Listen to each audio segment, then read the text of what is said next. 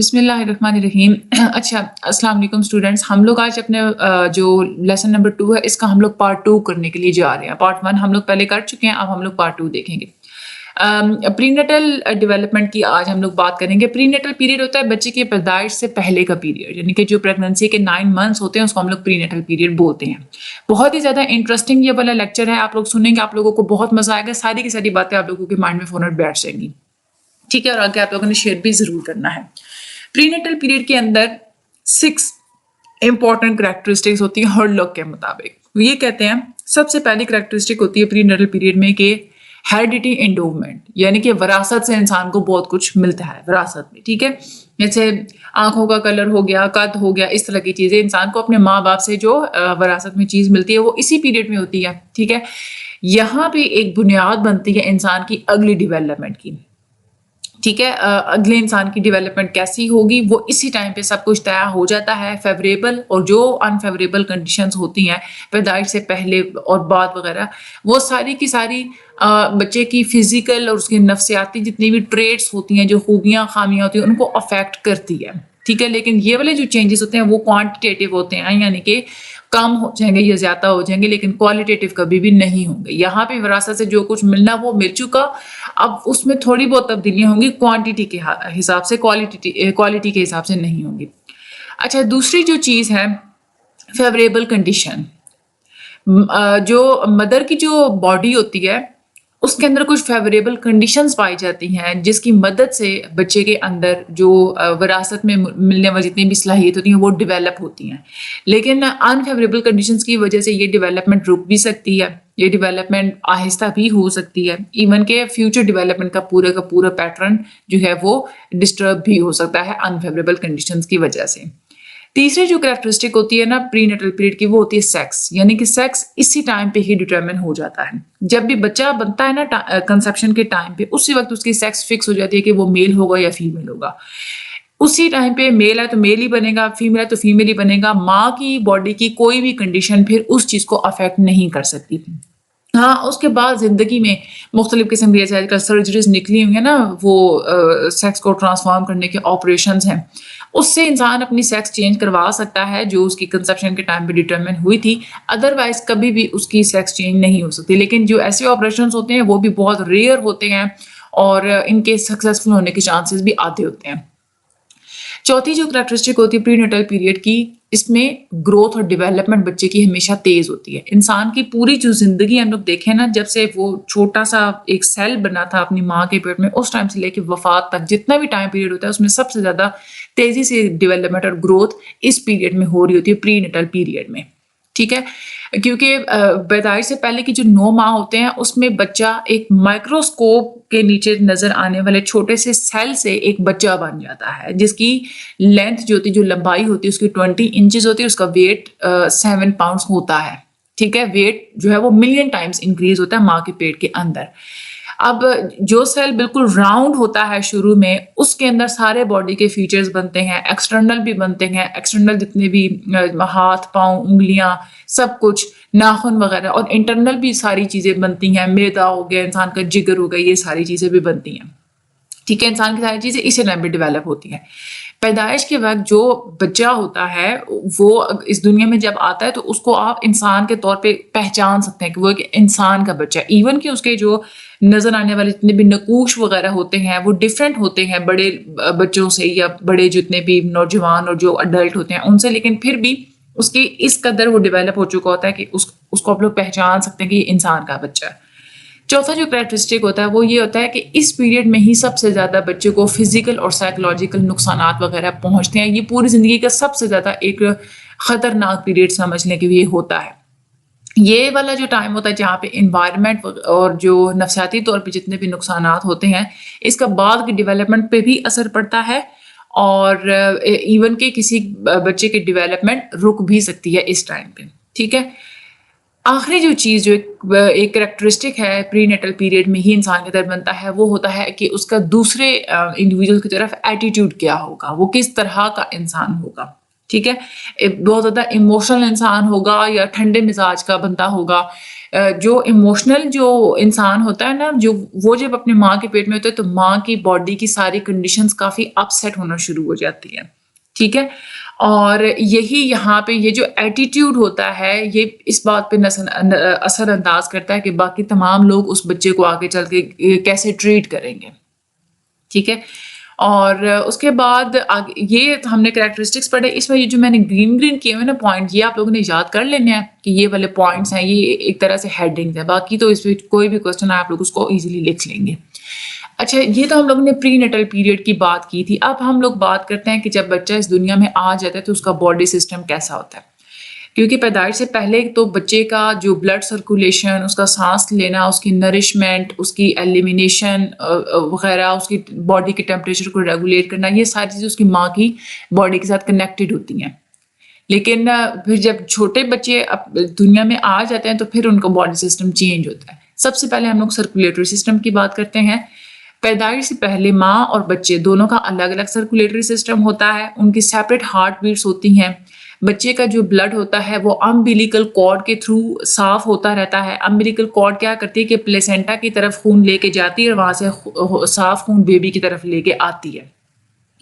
पैदाइश के वक्त जो है बच्चे का, अब क्योंकि बच्चे की बॉडी ने ही पूरे सिस्टम को खुद ही संभालना होता है, तो जो बच्चे की जो हार्ट बीट होती है वो शुरू में तकरीबन 10 दिन तक बहुत तेज़ रहती है और इर्रेगुलर रहती है, और ब्लड प्रेशर भी स्टेबल नहीं हो पाता 10वें दिन तक। 10वें दिन जाके उसके अंदर कुछ चेंजेस वगैरह होती हैं। उसके बाद हम लोग बात करते हैं रिस्पायरेटरी सिस्टम की। जो छोटा बच्चा होता है अपने माँ के पेट में, वो अम्बिलिकल कॉर्ड के थ्रू ही ऑक्सीजन हासिल करता है। अम्बिलिकल कॉर्ड ही उसको बच्चे को ऑक्सीजन देता है और कार्बन डाइऑक्साइड लेके बॉडी से दूर लेके जाता है। अब जब नया बच्चा इस दुनिया में आता है उसको ज़्यादा ऑक्सीजन की ज़रूरत होती है, क्योंकि अब उसने खुद सांस लेना होता है। तो ज़्यादातर तो बच्चे ऐसे होते हैं कि जैसे ही वो इस दुनिया में आते हैं फ़ौरन से वो सांस लेना शुरू कर देते हैं। जो बच्चा 2 मिनट के अंदर अंदर सांस नहीं ले पाता तो उसकी फिर पैदाइश खतरे में चली जाती है। अगर 5 मिनट तक बच्चा अगर सांस ना ले तो उसको ब्रेन इंजरी होती है, जिसको एनॉक्सिया कहा जाता है, जो कि ऑक्सीजन की कमी की वजह से होती है। और ये जो छोटे बच्चे होते हैं, इनके जो, अगर हम लोग फेफड़ों की बात करें तो इनके फेफड़े यूँ समझिए कि बड़े जो एडल्ट्स लोग होते हैं उनके फेफड़ों से सिर्फ 10वां हिस्सा होते हैं, इतने छोटे होते हैं। इस वजह से इनको रिस्पायरेटरी प्रॉब्लम्स भी बहुत जल्दी लगने के वो खदशात होते हैं। अगला जो है वो है गैस्ट्रो इंटेस्टाइनल सिस्टम। माँ के पेट में जब बच्चा होता है तो वो अम्बिलिकल कॉर्ड के थ्रू ही वो खाना वगैरह ले रहा होता है, अपने बॉडी का वेस्ट भी अम्बिलिकल कॉर्ड के थ्रू ही वो एलिमिनेट करता है अपनी बॉडी के अंदर से। जब बच्चा इस दुनिया में आता है तो उसका सकिंग रिफ्लेक्स बहुत ज़्यादा स्ट्रॉन्ग होता है मिल्क को सक करने के लिए, और उसके अंदर गैस्ट्रो इंटेस्टाइनल सिक्रीशंस भी बनना शुरू हो जाती हैं अपने उस दूध को डाइजेस्ट करने के लिए। मेकोनियम होता है कि जब बच्चा इस दुनिया में आता है ना, तो पहले दिन या पहले 2 दिनों के अंदर या फ़ौरन ही बर्थ के बाद बच्चा जो वो फीसेस एलिमिनेट करता है, जो पॉटी करता है, वो ब्लैक कलर की होती है, उसको बोला जाता है मेकोनियम, ठीक है? ये फीटल का इंटेस्टाइनल ट्रैक्ट से एक्सक्रीट होता है। जो छोटे बच्चे तो उनका बॉवल और जो ब्लैडर वो जब फुल हो जाते हैं तो उनके जो स्प्लिंटर मसल्स होते हैं जो कि रेक्टम में मौजूद होते हैं वो खुद ब खुद ओपन हो जाते हैं। बहुत सारे माह गुजरते हैं बच्चे को इन मसल्स को कंट्रोल करने में। जब उनकी टॉयलेट ट्रेनिंग होती है काफ़ी को 1.5 साल तक या साल तक, तो तब जाके उस बात को वो खुद संभालना शुरू करते हैं। पैदाइश के बाद 3 या 4 दिन के अंदर अंदर ही जो आधे जो बच्चे होते हैं उनको फिजियोलॉजिक जॉन्डिस के भी होता है कि उनके अंदर बहुत जल्दी से फिजियोलॉजिक जॉन्डिस कहते हैं यरकान को। उनकी स्किन और जो आई बॉल होती है वो येलो होना शुरू हो जाती है। इस तरह का जॉन्डिस इसीलिए होता है क्योंकि उस बच्चे का जो लिवर होता है वो भी इमेच्योर होता है, वो सही से बना नहीं होता। ये कोई ज़्यादा सीरियस नहीं होता और ना ही इसके कोई बहुत लंबे चौड़े इफेक्ट्स वगैरह होते हैं। कुछ केसेस में ऐसा भी कहा जाता है कि बेबी को फ्लोरेसेंट लाइट में अगर रखा जाए तो ये वाला जॉन्डिस खुद ही खत्म हो जाता है। उसके बाद आगे हम लोग बात करते हैं टेम्परेचर रेगुलेशन की। आखिरी जो मंथ होते हैं प्रेगनेंसी में, उसके अंदर बच्चे के इर्द गिर्द एक फैट की एक लेयर, चिकनाई की एक लेयर डेवलप हो जाती है। और वो क्यों हो जाती है? ताकि जो भी बच्चे हैं उनका बॉडी टेम्परेचर कांस्टेंट रह सके, चाहे बाहर का एयर टेम्परेचर चेंज हो भी सही तो बच्चे का बॉडी टेम्परेचर बिल्कुल ठीक रहना चाहिए, कांस्टेंट एक जैसा नॉर्मल रहना चाहिए। तो जो नए जब बच्चे इस दुनिया में आते हैं तो उन्होंने अपना बॉडी टेम्परेचर क्योंकि अब खुद ही मेंटेन उनका होना होता है, तो इस वजह से वो क्या करते हैं कि जैसे ही एयर का टेम्परेचर ड्रॉप होता है, एयर का टेम्परेचर गिरता है, तो उनकी बॉडी के अंदर एक्टिविटी बढ़ जाती है, जिसकी वजह से उनका बॉडी टेम्परेचर मेंटेन हो जाता है। ये तो थे कुछ चेंजेस जो कि बर्थ के बाद कौन-कौन से बच्चों में आते हैं, तो इसके भी जस्ट आप लोगों ने हेडिंग्स को अपने माइंड में रखना है, बाकी आप लोग खुद लिख लेंगे। अब हम लोग बात करते हैं फर्टिलाइजेशन फॉर कंसेप्शन की, यानी कि जब औरत प्रेग्नेंट होती है, फर्टिलाइजेशन उसकी किस तरह से होती है। This is very also very important for your long question. वो प्रोसेस जिसके थ्रू स्पर्म और ओवम मिल के एक सिंगल सेल बनाते हैं, और ये जो औरतों को जो मेंस्ट्रुअल पीरियड होता है उसकी शुरुआत जब होती है ना मेंस्ट्रुअल पीरियड की, उसके 14वें दिन जाके ये फर्टिलाइजेशन होती है। अब नया सेल ये जो बनता है ये 2 सेल से बनता है, 2 गैमीट से, ये 2 सेक्स सेल से बनता है। कौन-कौन से 2 सेल्स होते हैं? एक ओवम यानी कि जो औरतों का सेल होता है, दूसरा स्पर्म यानी कि जो मर्दों के स्पर्म्स होते हैं वो। इसको अब ये जो नया सेल बनता है इसको हम लोग बोलते हैं ज़ायगोट। एक दफ़ा जब ज़ायगोट बन जाता है तो ये खुद को बार-बार सेल डिवीजन की मदद से डुप्लीकेट करता है। अब पैदाइश के वक़्त जो फीमेल बेबी होती है उसके अंदर कोई 4 लाख इमैच्योर ओवम्स पाए जाते हैं उसके 2 ओवरीज़ के अंदर। हर ओवम अपनी एक छोटी सी स्मॉल सी फॉलिकल यानी कि थैली के अंदर होती है, ठीक है? ओवम जो होता है वो इंसान की बॉडी का सबसे बड़ा सेल होता है। जो स्पर्म होता है वो इंसान की बॉडी का सबसे छोटा सेल होता है, ठीक है? ये बात आप लोगों ने याद रखनी है। फीमेल मेनोपॉज तक जब तक वो सेक्सुअली मैच्योर रहती है तब तक उसके हर मेंस्ट्रुअल साइकिल में एक दफ़ा ओव्यूलेशन होती है। ज़्यादातर जो औरतें होती हैं उनका 28 डेज़ का मेंस्ट्रुअल साइकिल होता है, तो 28 डेज़ में से मेंस्ट्रुअल साइकिल कहते हैं कि मेंसेस का जो सबसे पहला दिन होता है ना, वो साइकिल का पहला दिन होता है। वहाँ से अगर आप लोग आगे काउंटिंग करेंगे तो 14वां दिन जो बनता है वहाँ पे जाके फर्टिलाइजेशन होती है। लेकिन ये आगे पीछे भी हो जाती है, तो डॉक्टर्स जिन औरतों ने कंसीव करना होता है तो डॉक्टर्स यही कहती हैं कि आप अपने साइकिल के 12वें से लेके 19वें दिन तक जो है ना कभी भी ओव्यूलेशन हो सकती है, ठीक है? तो अच्छा उसके बाद क्या होता है कि हमने ये देखा ना कि ओवम जो होते हैं वो फॉलिकल्स के अंदर होते हैं, तो ये जो एक सही मैच्योर फॉलिकल होती है वो ओवरी के अंदर वो फटती है और उसमें से एक ओवम निकलता है। वहाँ से ओवम निकल के फैलोपियन ट्यूब की होते हुए जाता है यूट्रस की तरफ। फैलोपियन ट्यूब्स के अंदर मुख्तलिफ किस्म के छोटे छोटे से हेयर सेल्स होते हैं जिनको सीलिया बोलते हैं, वो हेल्प करते हैं ओवम को आगे तैरने में, यूं समझ लें। तो यूट्रस यानी कि वॉर्म की तरफ जाता है। जब ये फैलोपियन ट्यूब के अंदर होता है तो वहां पे अगर ओवम के साथ स्पर्म सेल मिल जाए तो फर्टिलाइजेशन हो जाएगी। यहाँ से आगे जब ओवम आगे उसने क्योंकि यूट्रस की तरफ जाना होता है ना, तो यहाँ पे अगर फर्टिलाइजेशन हो जाएगी स्पर्म सेल्स के साथ तो वो ज़ायगोट बन जाएगा। वो ज़ायगोट जाएगा फिर यूट्रस के अंदर, वहां पे बेबी बनेगा। जो स्पर्म्स होते हैं उनकी टैड बॉल की तरह की शेप होती है और 1/600 इंच का ये होता है, बहुत ही छोटा सा साइज होता है और हेड से लेके टेल तक, और ये इंसान की बॉडी का सबसे ज्यादा स्मॉलेस्ट सेल होता है। स्पर्म्स जो होते हैं वो टेस्टिकल्स में प्रोड्यूस होते हैं, यानी कि जो मैच्योर मेल होते हैं उनके रिप्रोडक्टिव ग्लैंड्स के अंदर होते हैं, और ये एक दिन में कोई सैकड़ों मिलियंस के हिसाब से होते हैं, और ये सीमन के थ्रू इजैकुलेट होते हैं सेक्सुअल क्लाइमैक्स में।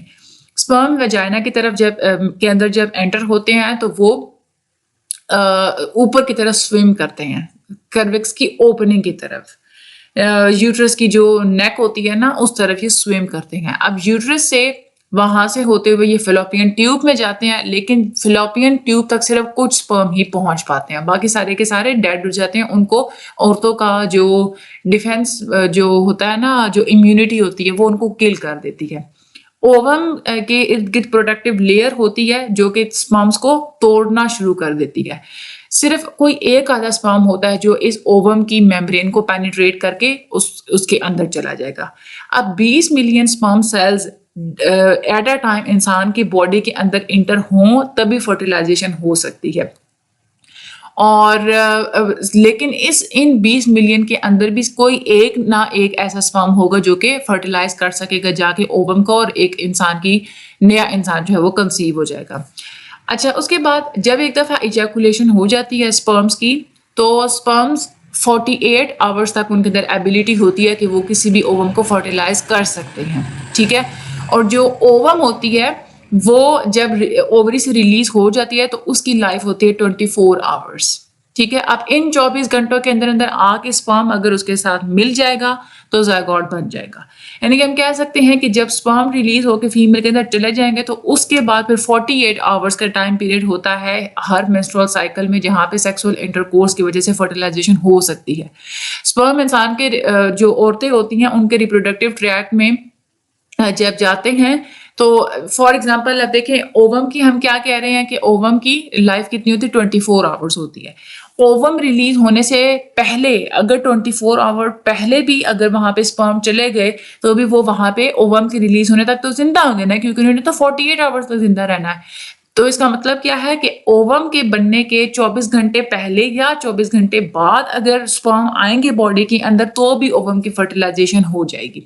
अगर फर्टिलाइजेशन नहीं होती तो क्या होता है फिर कि स्पर्म्स जो होते हैं वो औरतों की वाइट ब्लड सेल्स के अंदर एब्जॉर्ब हो जाते हैं और जो ओवम होता है वो यूट्रस के अंदर वैसे ही चले जाता है बगैर फर्टिलाइजेशन के, बगैर स्पर्म के, और वहां से वो मेंसेस के थ्रू, वजाइना के थ्रू एग्जिट हो जाता है।